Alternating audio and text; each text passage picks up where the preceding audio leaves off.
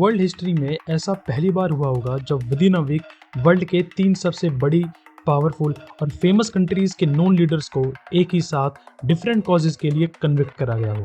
मैं बात कर रहा हूँ वर्ल्ड की बिगेस्ट डेमोक्रेसी के कांग्रेस पार्टी के नॉन लीडर राहुल गांधी और वर्ल्ड की 2 सबसे पावरफुल कंट्रीज यूएसए और रशिया के leaders Donald Trump and Putin की। इंडिया में राहुल गांधी की 2 साल की जेल की खबर तो आग की तरह फैल गई थी, लेकिन शायद आपको ये ना पता हो कि रशियन प्रेसिडेंट पुतिन के खिलाफ इंटरनेशनल क्रिमिनल कोर्ट ने अरेस्ट वारंट जारी किया है और डोनाल्ड ट्रंप ने तो खुद सोशल मीडिया पर आके अपनी गिरफ्तारी की बात सामने रखी है, जहां वो लोगों से उन्हें सपोर्ट करने की मांग कर रहे हैं। इन सब चीजों को अच्छे से समझने के लिए बने रहिए मेरे साथ इस वीडियो के अंत तक। नमस्कार दोस्तों, मैं हूं शांतनु शर्मा और आज हम बात करने जा रहे हैं बहुत ही interesting topic, arrest of Gandhi, Putin and Trump, या फिर यूं कह ले jail is the new trend पर। वीडियो में आगे बढ़ने से पहले अगर आपको इस वीडियो में कुछ भी इंटरेस्टिंग और इन्फॉर्मेटिव सीखने को मिलता है तो प्लीज़ मुझे सपोर्ट करें और सब्सक्राइब, लाइक और वीडियो को शेयर करें। सबसे पहले हम शुरू करते हैं इंडियन नेशनल कांग्रेस के लीडर राहुल गांधी से।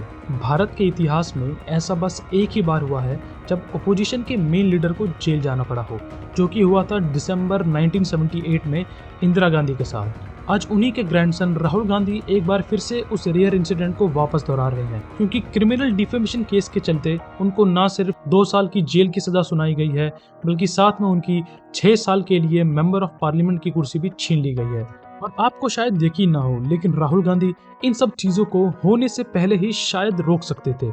इन शॉर्ट, उन्होंने खुद अपने पैरों पर कुल्हाड़ी मारी है।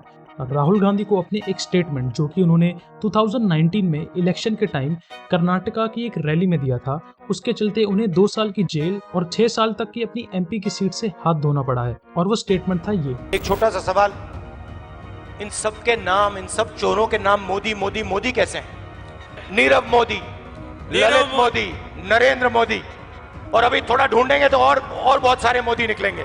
अपने स्टेटमेंट में वो नीरव मोदी जो कि भगवाड़े डायमंड टाइकून हैं, साथ ही में ललित मोदी जो कि इंडियन प्रीमियर लीग के चीफ थे, जिन्हें हमारे देश के क्रिकेट बोर्ड ने लाइफ टाइम के लिए बैन कर दिया है, उनके साथ साथ प्राइम मिनिस्टर नरेंद्र मोदी को टारगेट करते हुए नजर आए।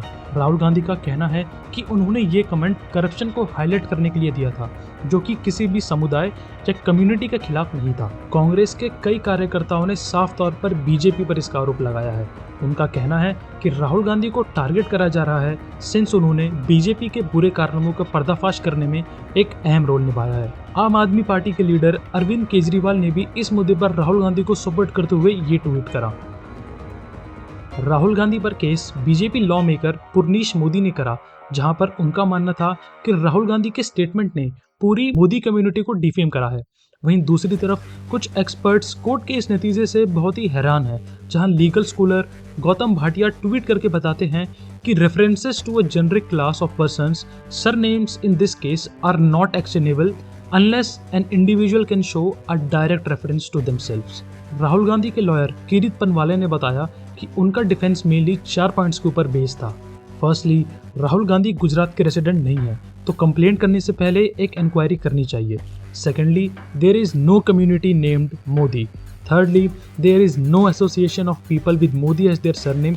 And lastly, there was no ill intention behind Mr. Gandhi's speech. वहीं दूसरी तरफ जुडिशियल मजिस्ट्रेट एच वर्मा ने राहुल गांधी को आईपीसी सेक्शन 499 एंड 500 के तहत दोषी पाया। आईपीसी की धारा 499 में कहा गया है कि किसी व्यक्ति की प्रतिष्ठा को नुकसान पहुंचाने के इरादे से बोला गया, पढ़ा या इशारा किया गया कोई भी शब्द मानहानि माना जाता है और कानूनी दंड को आकर्षित करता है। और धारा 500 में कहा गया है कि इस अपराध के लिए दोषी पाए जाने वाले व्यक्ति को साधारण कारावास की सजा दी जाएगी, जिसे 2 साल तक बढ़ाया जा सकता है या जुर्माना या दोनों के साथ। हालांकि ये पहला और इकलौता डिफेमेशन केस नहीं है जो राहुल गांधी पर लगाया गया हो। 2014 में आरएसएस एक्टिविस्ट राजेश कुंते मिश्रा की कंप्लेंट के चलते इन्हें कोर्ट ने आईपीसी सेक्शन 499 एंड 500 के अंडर एक ऑफिशियल समन या बुलावा भी भेजा था। 2014 के लोकसभा इलेक्शंस की रैली में इन्होंने भिवांडी, महाराष्ट्र में गांधी जी की हत्या के लिए पूरे तौर पर आरएसएस को कुछ इस तरीके से जिम्मेदार ठहराया था। यही इनका फैशन। गांधी जी को मारा इन्होंने, आरएसएस के लोगों ने गांधी जी को गोली मारी, और आज उनके लोग गांधी जी की बात करते हैं। हालांकि इंडिया में डिफेमेशन केस अपने आप में खुद डिस्क्वालिफिकेशन का आधार नहीं हो सकता। किसी भी एमपी को एनमिटी या शत्रुता को बढ़ावा देने और इलेक्शन रिलेटेड फ्रॉड जैसे ऑफेंसेस के लिए डिस्क्वालीफाई करा जा सकता है। हालांकि एमपी को अगर किसी और ऑफेंस के लिए 2 साल या उससे ज़्यादा की सज़ा होने पर उन्हें डिस्क्वालीफाई करा जा सकता है, as stated in representation of people's act 1951। और राहुल गांधी को पीपल्स एक्ट के तहत सज़ा हुई है, जहां उन्होंने 2 साल की सज़ा के कारण अगले 6 साल के लिए डिस्क्वालीफाई कर दिया गया है। आपको जान के हैरानी होगी, लेकिन आज से एग्जैक्ट 10 साल पहले जब यूनाइटेड प्रोग्रेसिव अलायंस ने एमपी या एमएलए को पार्लियामेंट हाउस से तुरंत डिस्क्वालीफाई करने के लॉ के अगेंस्ट एक ऑर्डिनेंस फाइल करी थी, तो खुद राहुल गांधी ने इसका विरोध करा था। तब उस ऑर्डिनेंस को लेके इनके विचार कुछ ऐसे थे। I'll tell you what my opinion on the ordinance is. My opinion on the ordinance is that it's complete nonsense and that it should be torn up and thrown out. That's my opinion, my personal opinion on the ordinance. I'll repeat it for you. My opinion on the ordinance is that it should be torn up and thrown away. Okay? आज ये शायद अपने उस फैसले पर बहुत पछता रहे होंगे जो इन्हें इमीडिएट बेसिस पर डिस्क्वालीफाई होने से बचा लेता। अभी के लिए ये 30 दिन की बेल पर हैं, जहां इन्हें हाई कोर्ट में अपील करने की अनुमति है। आगे बढ़ते हैं और बात करते हैं दुनिया के सबसे पावरफुल लीडर व्लादिमीर पुतिन की। अगर आप अभी तक मेरे साथ इस वीडियो में बने हुए हैं तो ज़रूर चैनल को सब्सक्राइब करें और वीडियो को लाइक करें।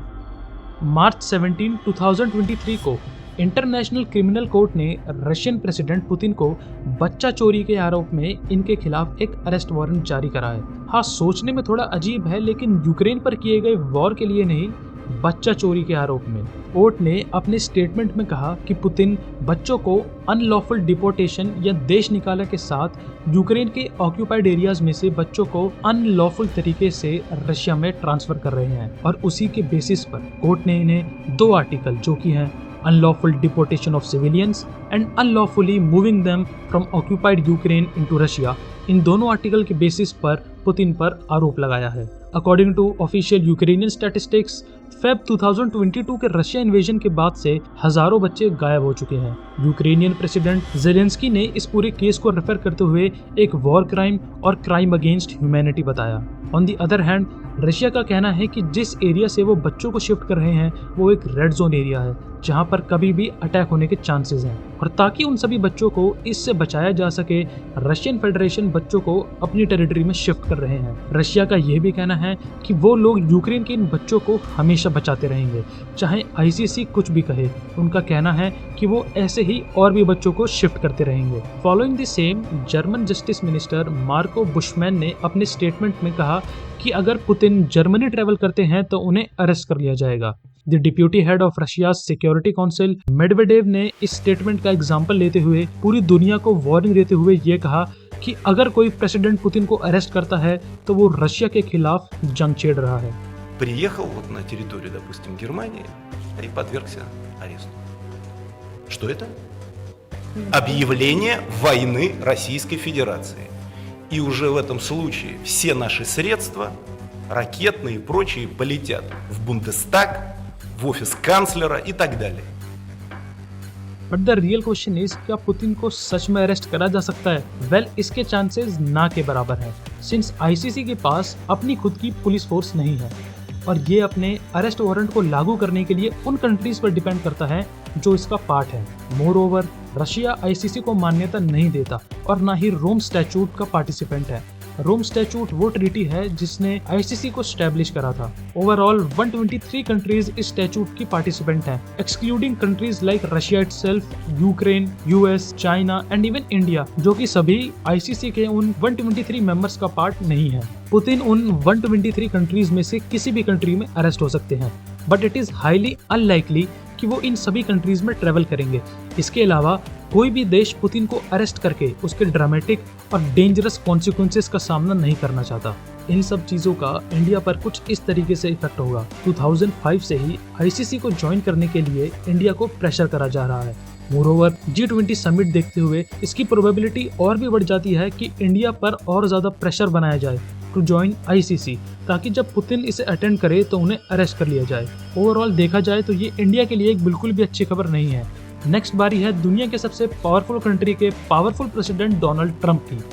डोनाल्ड ट्रंप जो कि शायद से यूएस में इतिहास रचते हुए नजर आएंगे, जहां वो पहले यूएस प्रेसिडेंट होंगे जो कि क्रिमिनल चार्जेस फेस करेंगे और शायद 40 साल तक की जेल। और ये केस खुद उन्होंने 18 मार्च को अपने सोशल मीडिया प्लेटफॉर्म पर क्लेम करी, जहां उन्होंने बताया कि नेक्स्ट ट्यूसडे वो अरेस्ट हो सकते हैं। इसके चलते उन्होंने लोगों से प्रोटेस्ट करने की भी मांग करी। इनका केस काफी सिंपल और स्ट्रेट फॉरवर्ड है, जहां इनके farmer lawyer and fixer Michael Cohen ने 2016 के यूएस इलेक्शन से कुछ दिन पहले ही स्टॉर्मी डैनियल्स नाम की महिला को $1,30,000 दिए थे।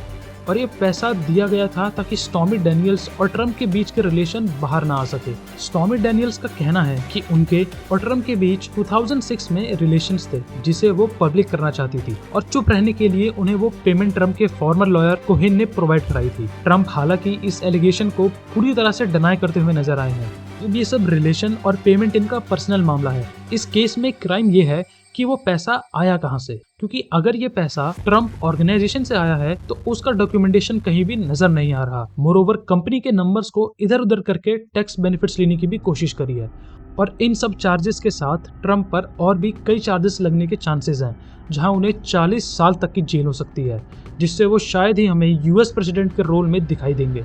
मोरओवर एक इंटरेस्टिंग बात यह है कि एक रिपोर्ट के अकॉर्डिंग जो लॉयर ट्रंप को जेल कराने के पीछे पड़ा हुआ है, उसको फंड करा जा रहा है जॉर्ज सोरोस द्वारा। और एलॉन मस्क का कहना है कि अगर ट्रंप के ऊपर ये सारे चार्जेस लगा दिए जाते हैं तो वह 2024 में एक बड़े लेवल से वापस पावर में आएंगे। आज के लिए बस इतना ही। वीडियो को लाइक और सब्सक्राइब करना बिल्कुल मत भूलिएगा। अगर कुछ इन्फॉर्मेटिव लगा तो ज़रूर लोगों के साथ भी शेयर करें। तब तक के लिए जय हिंद।